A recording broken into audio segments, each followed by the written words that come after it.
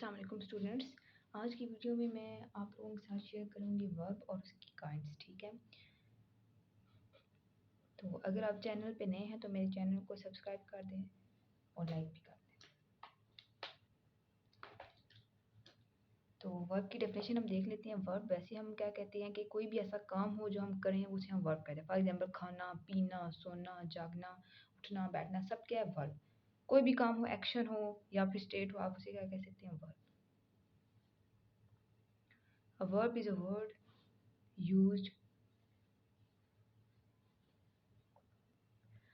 Definition क्या, verb is a word use to express an action और state. ठीक है, एग्जाम्पल से देख लेते हैं। The girl wrote a letter to her cousin. Next है जी, Karachi is a big city. The girl wrote, अब यहाँ पे गर्ल ने क्या किया, लिखा है एक लेटर अपने कज़न के लिए। तो लिखना बेसिकली क्या है, एक वर्ब है। तो यहाँ पर ये रोट क्या आ गया हमारे पास, वर्ब। ठीक हो गया। फिर देखते हैं कराची। ठीक है, तो कराची क्या है, एक नाउन है। ठीक है, और Karachi is a big city. ठीक है, तो यहाँ पर आप लोग देख सकते हैं कि बिग तो चलो एडजेक्टिव हो गया, सिटी भी नाउन हो गया, कराची भी नाउन है। तो यहाँ पे ए जो होता है आर्टिकल हो गया, इज क्या हमारे पास, वो क्या आ जाएगा, वर्ब। ठीक हो गया, इज क्या हमारे पास, वर्ब। आगे मैं बताऊंगी कि मेन वर्ब है कौन सा वर्ब है। ठीक है, अब मैं एक्सप्लेन करती हूँ इसे। अब हम देख लेते हैं, पहली टाइप है इसकी हेल्पिंग वर्ब। ठीक है, हेल्पिंग वर्ब बच्चों को पता ही होगा कि हम टेंसेज में कौन से इस्तेमाल करते हैं, हेल्पिंग वर्ब्स। इज, एम, और, हैज, हैव वगैरह जो होते हैं टेंसेज में। ठीक हो गया, डेफिनेशन इसके देख लेते हैं। हेल्पिंग वर्ब की क्या डेफिनेशन है, helping verb is a verb used in forming the tenses moods and voices of other verbs. For example, example है जी हमारे पास, ही इज प्लेइंग फुटबॉल। ठीक है,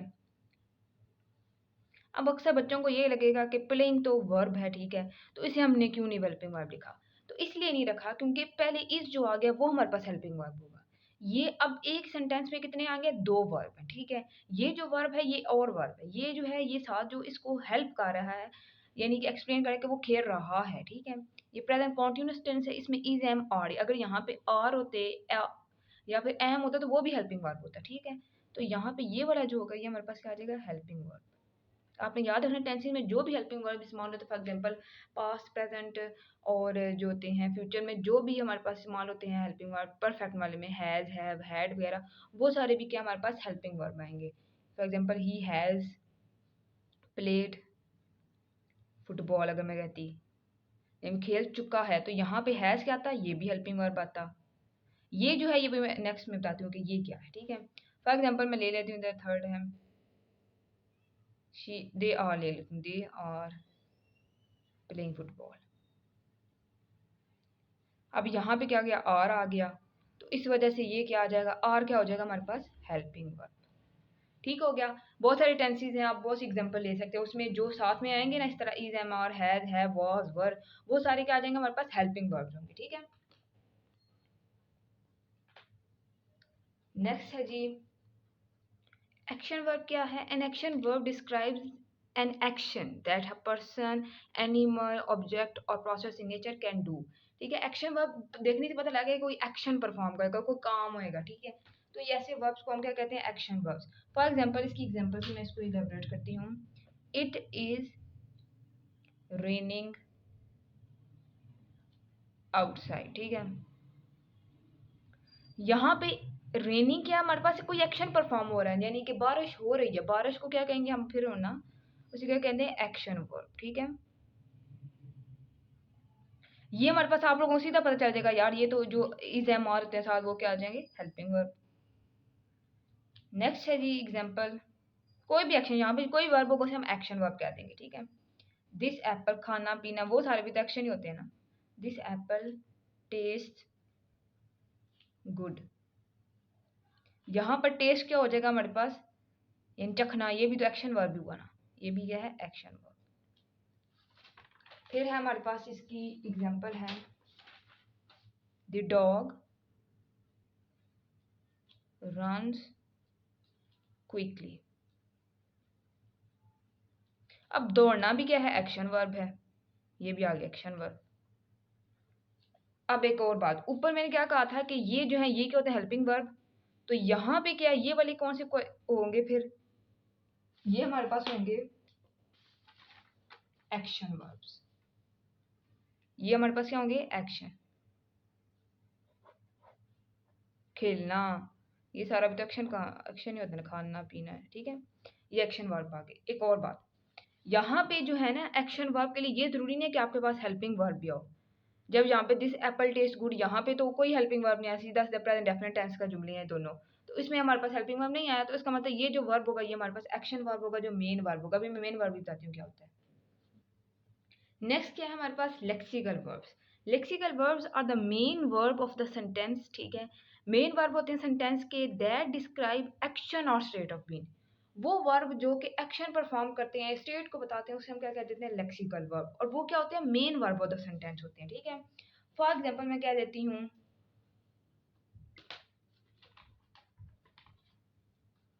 दे वॉच मूवी। यहाँ पर देखना क्या है हमारे पास, मैंने क्या पहले कहा था, कोई भी वर्ब है हमारे पास उसमें एक्शन हो रहा हो, वो क्या हमारे पास हो जाता है, एक्शन वर्ब।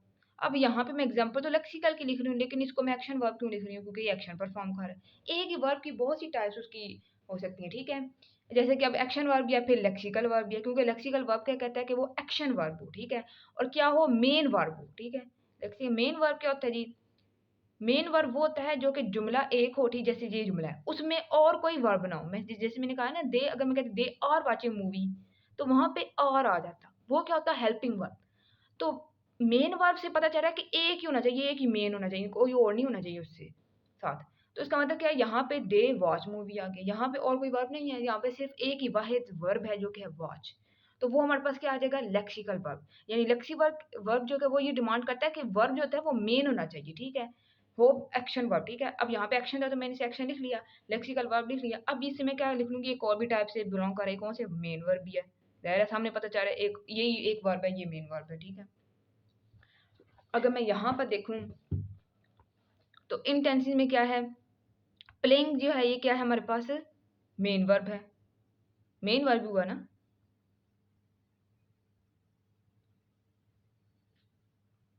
सॉरी ये मेन वर्ब नहीं हो सकता, ठीक है।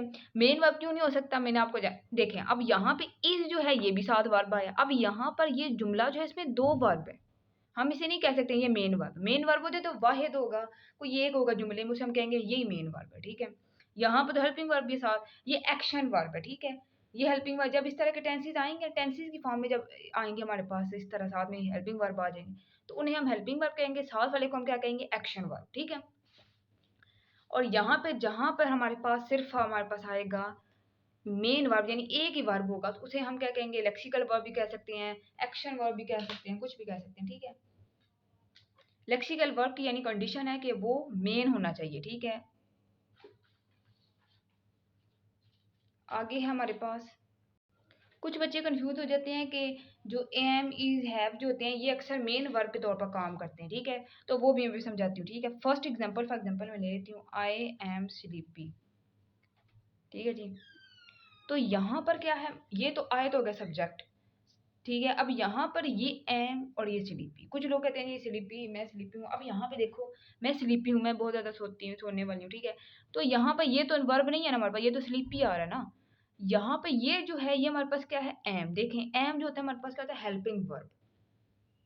बट यहाँ पे ये क्या कर रहा है, एज अ मेन वर्ब के तौर पर काम कर रहा है, और तो कोई वर्ब ही नहीं है, ये तो वर्ब नहीं हुआ ना। तो ये क्या है, ये तो एडजेक्टिव बता रहा है ना, उसकी क्वालिटी बता रहा है कि वो स्लीपी है, ठीक है। तो ये क्या हमारे पास फिर हुआ, वर्ब के तौर पर काम करेगा, तो ये क्या हमारे पास हो गया, मेन वर्ब। समझ आ गई, ये मेन वर्ब हो गया। अब ये जो मेन वर्ब है ना, अब फॉर एग्जांपल हम इसकी एग्जांपल और भी ले सकते हैं, शी इज प्रिटी, ठीक है, वो प्रिटी है, ठीक है। तो यहाँ पर अब हमारे पास क्या है, ये तो उसके एडजेक्टिव आ गई, ये सब्जेक्ट हमारे पास, प्रोनाउन जो भी है। तो यहाँ पे इज क्या हमारे पास आ गया, मेन वर्ब। कोई और वर्ब भी नहीं है, तो ये मेन वर्ब के तौर पर काम कर रहा है। हालांकि उन सेंटेंसेस में, पीछे वाले सेंटेंसेस में हेल्पिंग वर्ब था, ठीक है। ये होता है मेन वर्ब में फर्क। यू हैव गुड लुक, तो यहाँ पे हैव क्या आ गया हमारे पास, मेन वर्ब के तौर पर काम कर रहा है, और तो कोई वर्ब भी नहीं है इधर। चौथा है आई डू इट। अब जैसे डू हम इस्तेमाल करते हैं, अगर मैं प्रेजेंट डेफिनेट टेंस में या कोई इस तरह देती तो साथ में वर्ब एक और भी लगाती तो वो फिर हेल्पिंग वर्ब के तौर पर काम करता। बट यहाँ पे क्या, I do it every day, यहाँ पे कोई और वर्ब नहीं है, इस वजह से मैं डू को क्या करती हूँ, मेन वर्ब के तौर पर कंसीडर कर देती हूँ। सातवां है शी वॉज फॉल। तो यहाँ पे वाज क्या आ जाएगा हमारे पास, मेन वर्ब। ठीक हो गया।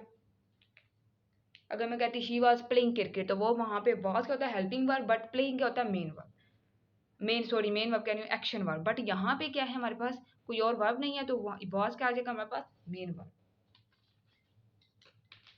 नेक्स्ट है, अच्छा तो लिंकिंग वर्ब क्या होता है, linking verb connects the subject of a sentence to an adjective, noun or pronoun that completes the meaning of the verb। ठीक है, लिंकिंग वर्ब का हमें पता चल रहा है कि नाम से पता चल रहा है कि लिंक करता होगा। ठीक है, यानी सब्जेक्ट को किसके साथ लिंक करवाता है, एडजेक्टिव के साथ, नाउन के साथ या प्रोनाउन के साथ, इसलिए ताकि वर्ब का जो है मीनिंग सही तरह से हमें कन्वे हो सके। ठीक है, अब इसकी एग्जांपल देख लेते हैं। यहाँ पर मैंने एग्जांपल लिखी है। ठीक है, इसमें क्या है कि he is busy today. Is क्या है हमारे पास, ही और बिजी को आपस में मिला रहा है। ठीक है, तो हमारे पास क्या इज आ गया, एक तो ये है कि मेन वर्ब है। ठीक है, आप लोग ये नहीं कंफ्यूज यार, मेन वर्ब नहीं लिखा तो मेन वर्ब भी है जी। ठीक है, मेन वर्ब भी है और साथ में क्या आ गया, लिंकिंग वर्ब है। क्यों, क्योंकि ये लिंक करवा रहे हैं, ये जोड़ है आपस में। ठीक है, अब यहाँ पे दे आर एट ऑफिस। अब यहाँ पे आर क्या हमारे पास आ जाएगा, लिंकिंग वर्ब आ जाएगा, क्योंकि ये इसको मिला रहा है, लिंकिंग वर्ब है। ठीक है, मेन वर्ब भी है। शी इज प्रीटी पीछे मैंने लिखा था मेन वर्ब में, शी इज प्रीटी वाला। ठीक है, तो उसको मैंने मेन वर्ब कहा था। यहाँ पे क्या है, लिंकिंग वर्ब है, क्योंकि शी इज प्रीटी के साथ एडजेक्टिव वर्ब मिला रहा है, तो उसे हम क्या कहेंगे, लिंकिंग वर्ब है। ठीक है, ये मेन वर्ब भी है। ठीक है, ये सारे क्या हमारे पास मेन वर्ब भी होते हैं, लेकिन एक ही वर्ब जो उसको हम बहुत सी टाइप्स में ना कंसीडर कर सकते हैं। ठीक है, अब नेक्स्ट है जी हमारे पास, नेक्स्ट है जी स्टैटिक वर्ब। स्टैटिक वर्ब का दैट शो सिचुएशन, जो कि सिचुएशन को शो करता है, उसे हम क्या कहते हैं, स्टैटिक वर्ब हो गया। फॉर एग्जाम्पल हम लोग बी हो गया, लाइक होता है, हैव, थिंक, ऑन, इस तरह के क्या हमारे पास होते हैं स्टैटिक वर्ब्स। फॉर एग्जाम्पल मैं कहती हूँ मेरे पास एक large family, I have a large family. तो यहाँ पे हैव क्या आ जाएगा हमारे पास, स्टैटिक वर्ब। ये मेन वर्ब भी है। ठीक है, तो इस तरह एक ही वर्ब को हम बहुत सी काइंड में लिख सकते हैं। ठीक है,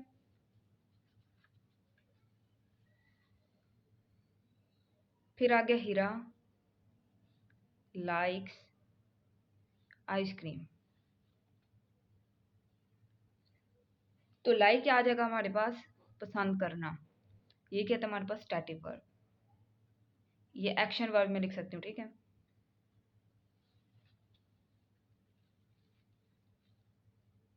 मेन वर्ब भी हमारे पास ये। नेक्स्ट है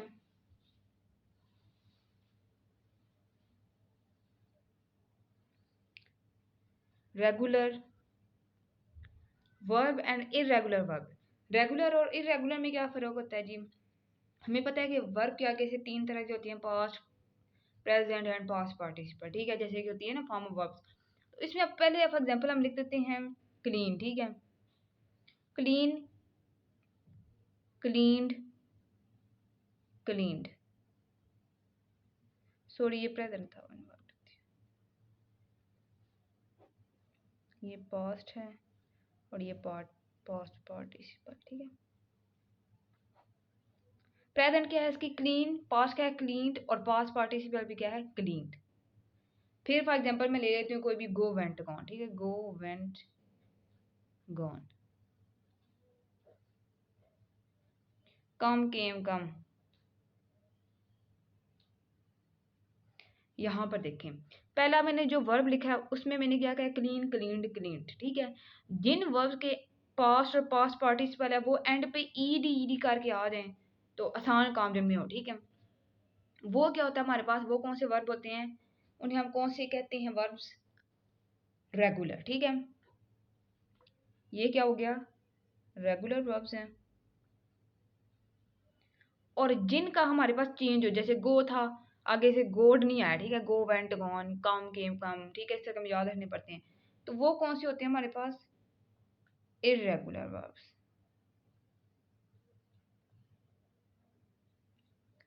ठीक हो गया, ये इरेगुलर वर्ब्स हैं।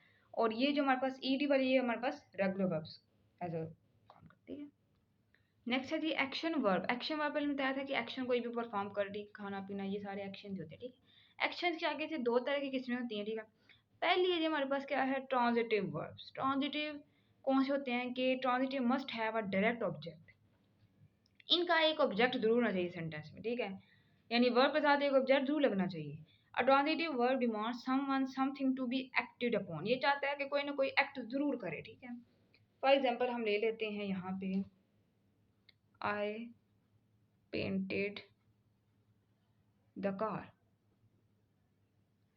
अब यहाँ पे पेंटेड क्या हमारे पास वर्ब है, कौन सा, ट्रांजिटिव वर्ब है।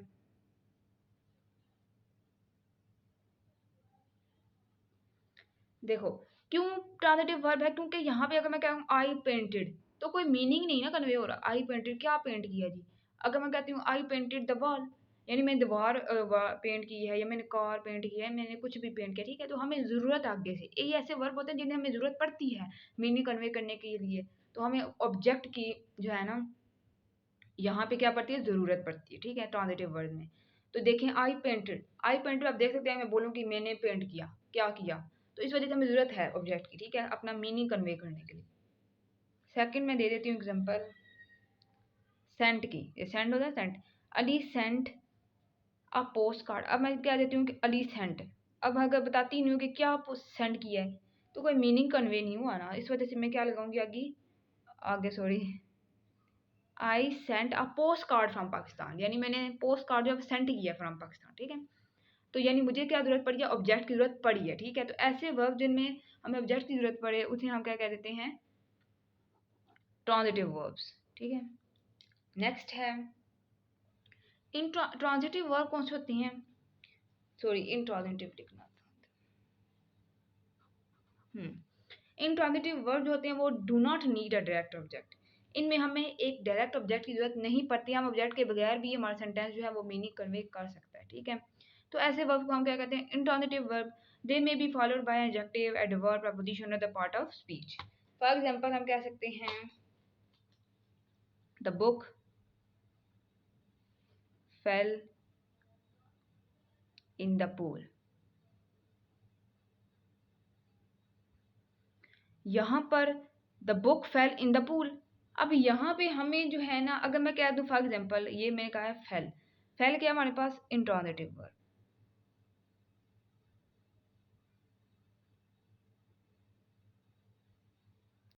अब यहाँ पे जैसे फेल है, फेल क्या है, गिरना, ये हमारे पास क्या है, इंट्रांजिटिव वर्ब के तौर पे यूज होगा। क्यों, अगर मैं कहती हूँ बुक गिरी, पेन गिरा, मैं ये नहीं कह सकती कि किधर गिरा, ठीक है, हमें जरूरत नहीं है ऑब्जेक्ट फाइंड आउट बताने की, ठीक है।